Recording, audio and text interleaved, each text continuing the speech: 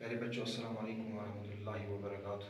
چونکہ آپ کو معلوم ہی ہے ہم نے جو سلیبس کا جو بہتر حصہ میں کہہ سکتا ہوں کہ 100% آپ تک پہنچانے کی کوشش کی ہے. اب چونکہ کل سے ہمارے ایگزام بھی شروع ہوئے ہیں اور یہاں پر ہم دوبارہ سے نئے سرے سے اس کو ریویژن کہیں گے، ریویژن کرنے جا رہے ہیں اس اپنی اس درسی کتاب. اس کا جو یہاں پہ پہلا ہی جو سبق ہے داستان ہے. میں آپ کو پہلے بھی بتا چکا ہوں کہ جو بھی کوئی لینگویج ہوتی ہے اس کے دو حصے ہوتے ہیں. ایک ہوتا ہے ہم کہتے ہیں اردو میں نثر، دوسرے کو کہتے ہیں شاعری. جس طرح انگلش میں کہتے ہیں ایک کو پروز اور دوسرا ہوتا ہے پوئٹری.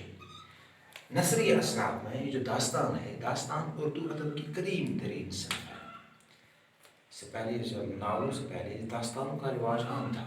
جو دربار بادشاہوں کو جو دربار ہوتا تھا اس میں داستان کو ملازم ہوتی تھی جو باقاعدہ مجلسوں میں داستانیں سنایا کرتے تھے.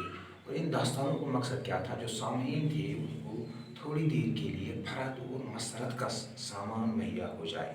بظاہر ان جو داستانیں ہیں ان کا ہماری حقیقی زندگی سے دور کا بھی واسطہ نہیں تھا، لیکن یہ اپنے زمانے کی اس وقت کی کا جو زمانہ تھا اس کی معاشرت کی عکاسی ضرور کرتے تھے.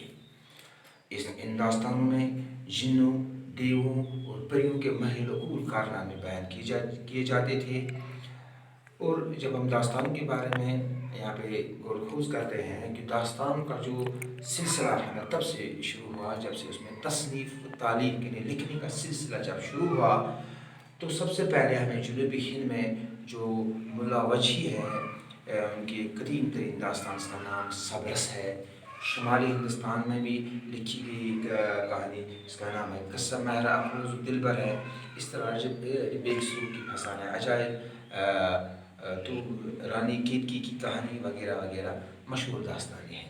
لیکن جب فورٹ ولیم کالج کا قیام عمل میں لایا گیا 1800 میں فورٹ ولیم کا کالج عمل میں لایا گیا اور اس فورٹ ولیم کالج کی بدولت سے اردو ادب کو داستانوں کا بے پناہ سرمایہ حاصل ہوا اور اس میں بہت ساری داستانیں لکھی گئی. اور ان میں جو سب سے مشہور داستان تھی وہ کون تھی؟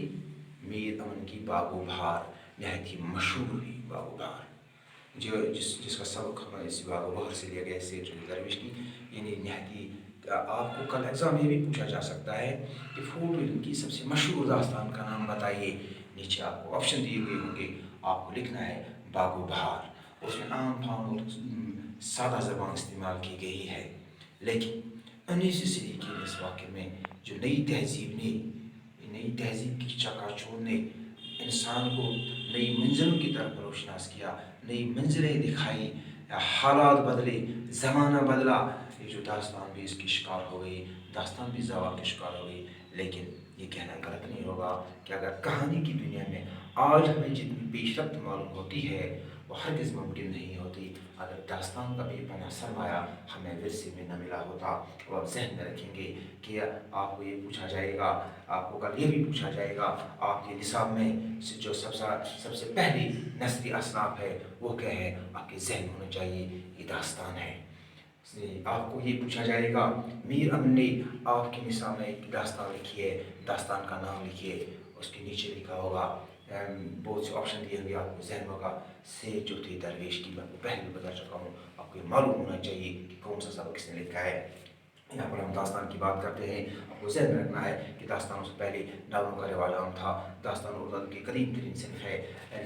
درباروں میں داستان کو ملازم رکھی جاتی تھی جو باقاعدہ مجلس میں داستانیں سنایا کرتے تھے. ان داستانوں میں محل عقول کارنامے، مافوق الفطرت عناصر یعنی جنوں، دیووں، پریوں کے محل عقول کارنامے بیان کیے جاتے تھے. بظاہر ان قصوں کا ہماری زندگی سے دور کا بھی واسطہ نہیں تھا، لیکن یہ اپنے زمانے کی معاشرت کی عکاسی کرتے تھے.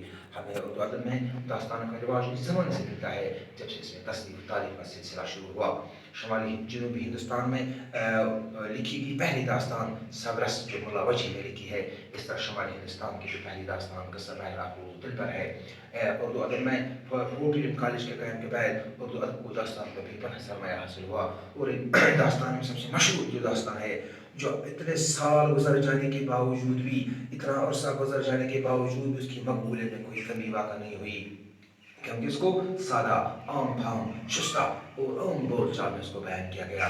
اور وہ میرا ان کی باغ و بہار ہے۔